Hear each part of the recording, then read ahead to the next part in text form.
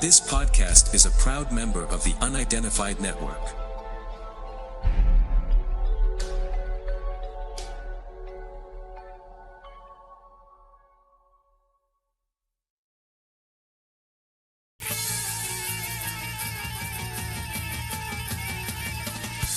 So now, ladies and gentlemen, live and in colour, it's Mr. Wayne Lovejuice.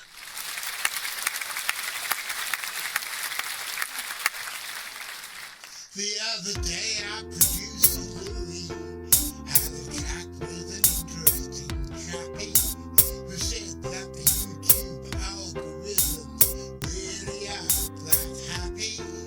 If a channel only broadcasts once a week, so we decided we could texture whenever we've got a piece of news in our new book on the Track Extra.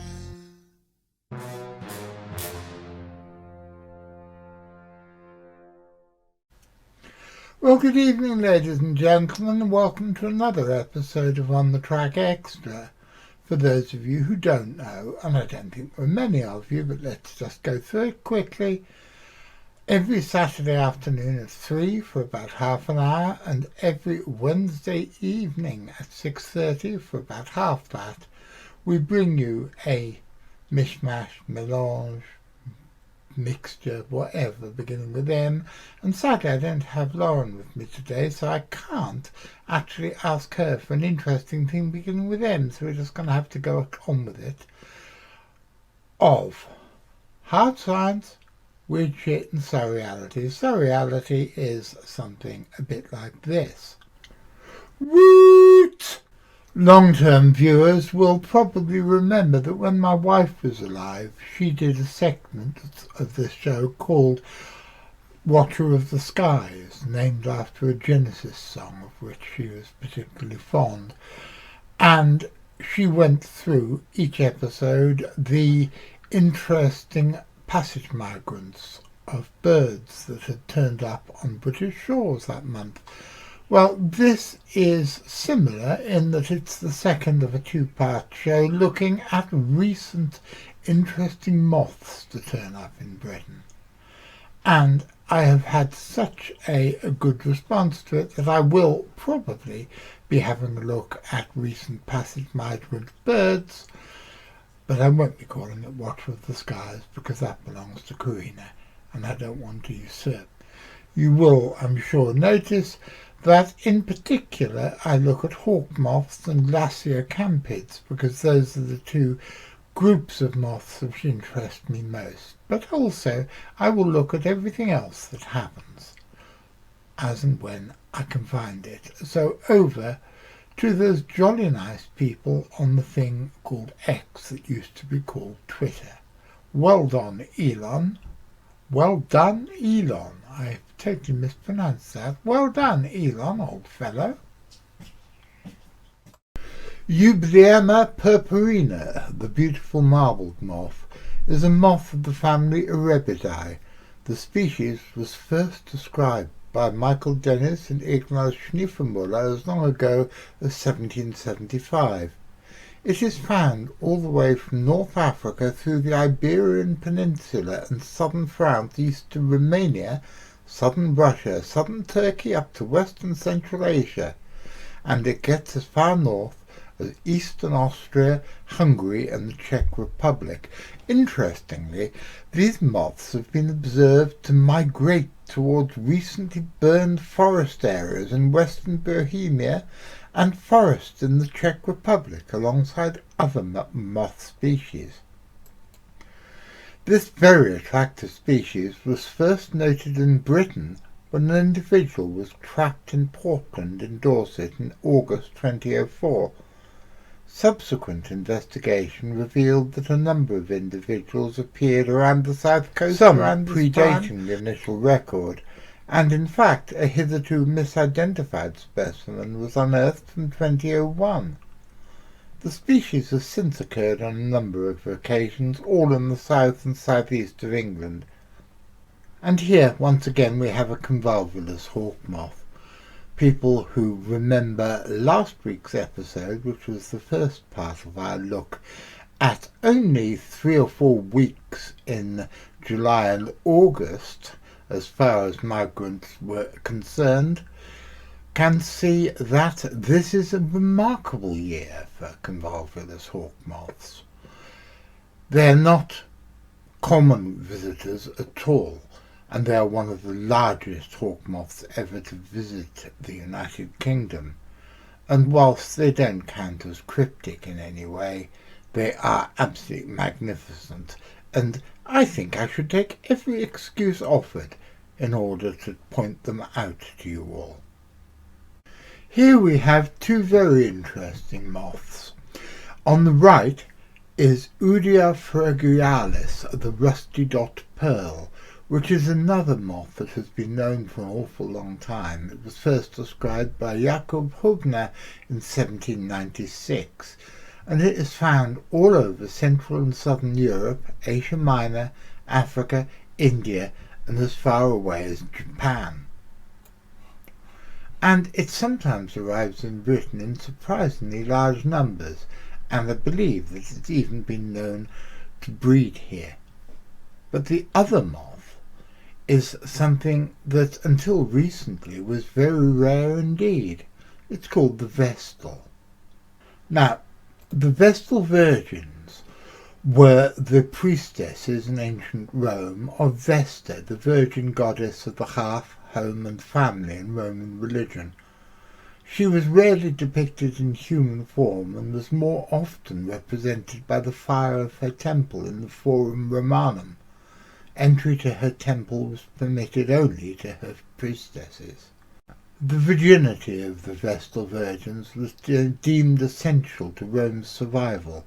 If found guilty of inchastity, they were buried or entombed alive. As Vesta was considered a guardian of the Roman people, her festival, the Vestalia, which was on the 7th to the 15th of June, was regarded as one of the most important Roman holidays. During the Vestalia, privileged matrons walked barefoot through the city to the temple, where they presented offerings of food.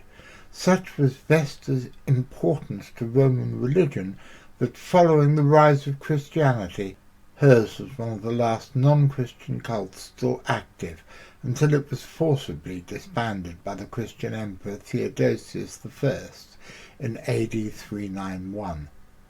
But what is the connection between this ancient Roman goddess and this incredibly beautiful little moth? Well, I'm asking the question because I truly don't know the answer.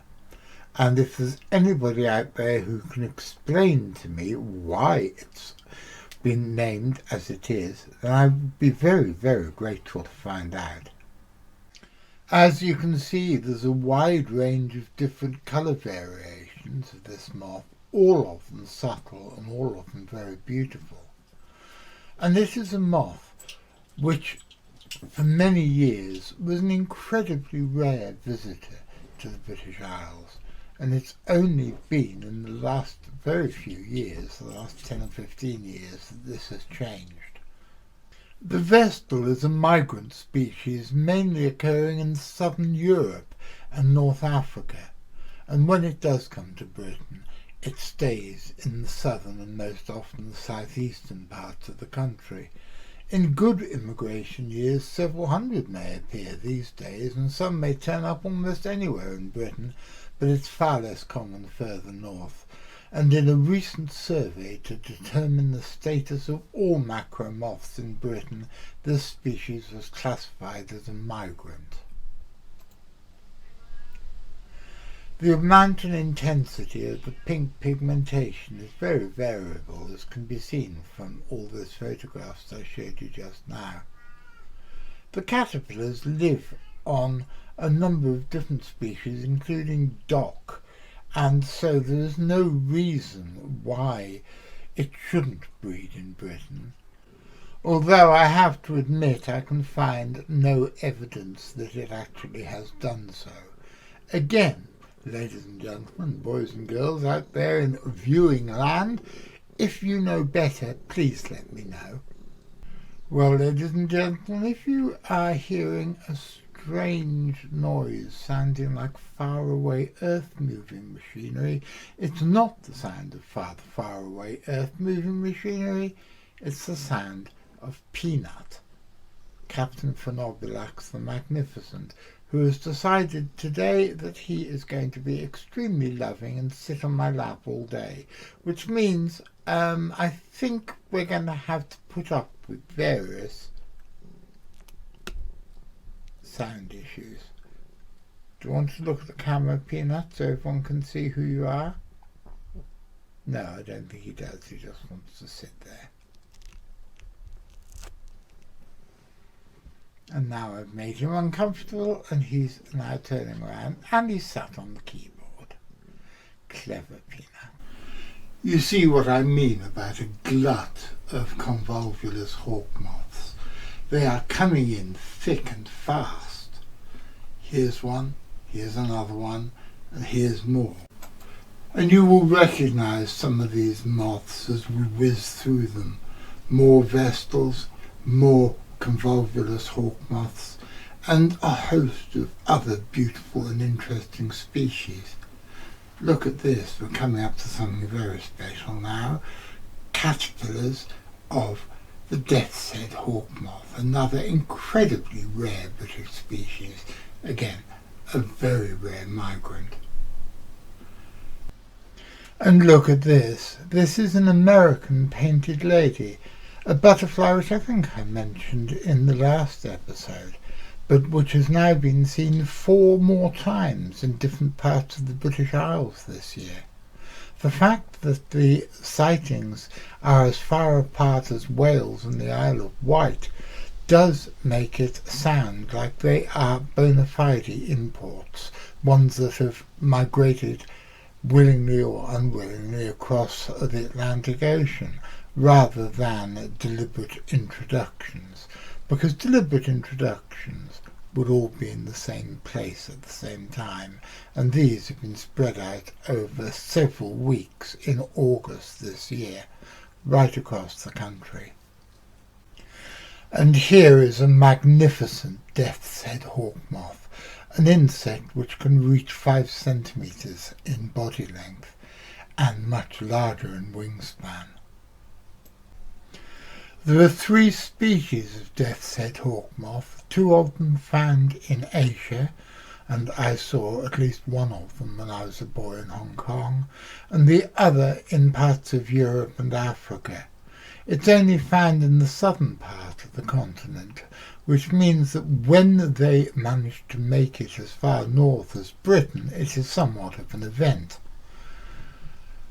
It is an arguable point whether the convolvulus hawk moth or the death's head hawk moth is the biggest. In fact, the biggest British hawk moth is probably the privet hawk moth, which is a all-year-round resident, which we covered in a show a couple of years ago, when someone who was working for us then came across a couple of them in some ivy on the wall of my house and wondered what they were. The interesting thing about death's head hawk moths is, well, there's lots of interesting things about death's head hawk moths. First of all, the adults squeak like a mouse. Second of all, they love honey and beeswax and are quite often found inside beehives, and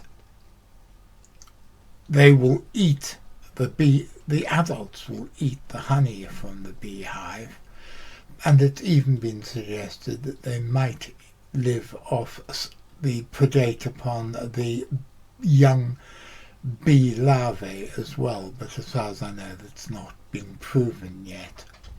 However, something else that's particularly strange about them is, although they do come north as far as Britain, and as we've already seen with the caterpillars you saw earlier, they do on occasion breed in Britain, it appears that any British death's head hawk moths that have been bred and hatched out here are sterile.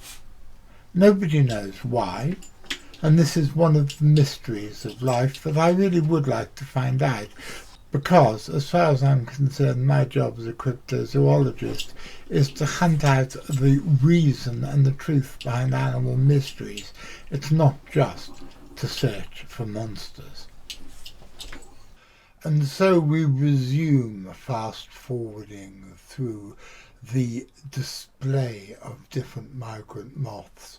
And as you can see, there are several more convolvulus hawk moths, and at least one beautiful vestal of a totally different colour variation than the ones we saw earlier. But now we have something really special. It's one of my favourite moths that isn't a hawk moth. It's called a blue underwing, or a Clifton nonpareil.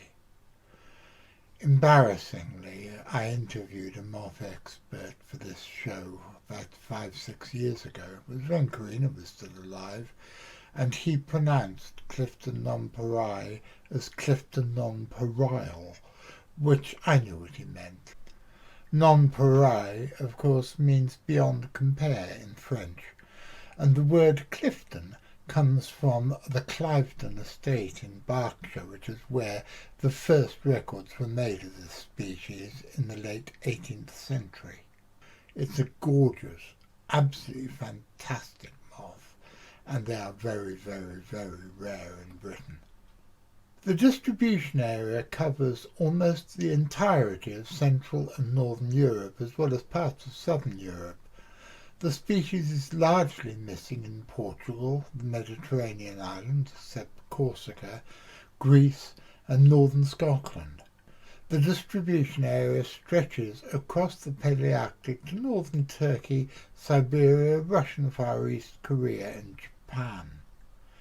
It became extinct as a breeding species in Great Britain by the 1960s, with post-war changes to forestry. However, there have been recent sightings of larvae in Sussex and in the Midlands and Wales within the past 10 years, suggesting that it may slowly be making a return. The author, lepidopterist, and even horror writer Philip Allen, who died after a long life in 1973, was an enormous fan of this species, and I think I picked up my love for it from him. You'll see there are lots more convolvulus hawk moths, more vestals, another absolutely gorgeous pale crimson underwing, a species that we talked about last week, and yes, here's another death's head hawk moth.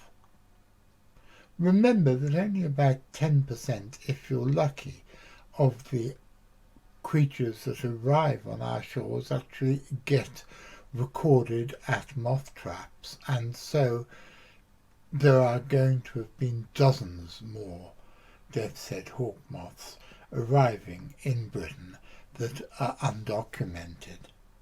I could make a joke about undocumented migrants, but it would be beneath me. And still, as we go through the footage, there are hundreds of interesting little insects here. Here's something that I wasn't expecting at all, a very rare silver-striped hawk moth, otherwise known as the vine hawk moth. This is another very migratory species, and it's found all over Africa, Central and Southern Asia, India, Sri Lanka, and as a migrant in Southern Europe and Australia. And for it to turn up in Northern Europe and Britain is a very rare event indeed. However, here it is, and it's very, very good to see it. I believe that I told you at the beginning of last week's episode that a lepidopterist would be very lucky to have one convolvulus hawk moth in his moth trap. But look, this person has 2, this person has 3, and here's another person with 3 and a report of another one only just over the water. Here's another set of 3, And look at this lucky chap, he has 9. And just in case you thought that was a one-off, here's somebody else with 9. We even received a report of somebody who saw 10. 4 that he trapped in the moth trap, and 6 more buzzing around and flying off to sea, out towards the east. Well, what are we to make of all this? Are we seeing such an influx of convolvulus hawk moths which means they will finally become resident in these shores? Well, sadly, almost certainly not. One of the things that I find most interesting about butterflies and moths, especially the migratory ones, is the way that each year brings a fresh set of surprises, both with butterflies and moths. And usually, not always, but very usually, there is a very good reason why these things have not become British residents already. We've seen a couple of species in these 2 episodes which have colonised Britain after being absent from here, or only known from very rare migrants. But I think that despite the fact that the weather is getting warmer and the climate patterns are changing, which is almost certainly the reason why there are so many of these insects here this year. However, they are absolutely fantastic creatures, and I feel privileged to have been able to see so many of them through the magic of Mr. Elon Musk. Yes, Mr. Musk, if you want to finance the CFZ, please feel free to send us a couple of $1 million. But I've left the best until last. Personally, I think that it is undeniable that the most beautiful British moth, albeit a migrant which turns up very, very rarely, is the oleander hawk moth. There's one big reason that it doesn't breed in this country, and that's because there are no oleanders wild, although oleanders in greenhouses have been visited. So there is always the chance, again, that as the weather gets warmer, these absolutely magnificent little insects, and I say little, they're pretty damn big, would become native to these islands. Now, they only ever are found incredibly rarely, and only in the south of England. So, guess what, boys and girls? This one was found in Wales. And even more excitingly, this one was found in Scotland. And there have been several more from different parts of England found since. This truly has been an absolutely bumper year for hawk moths. Well, ladies and gentlemen, that's about it for this episode. I hope you enjoyed it. I'll be back on Saturday. What am I talking about on Saturday? I think I'm talking about pine martins, but I'm not sure until I get there. So, hopefully you'll be joining me at 3 o'clock on Saturday, when I'm talking about whatever it is I'm talking about. And I'll be seeing you.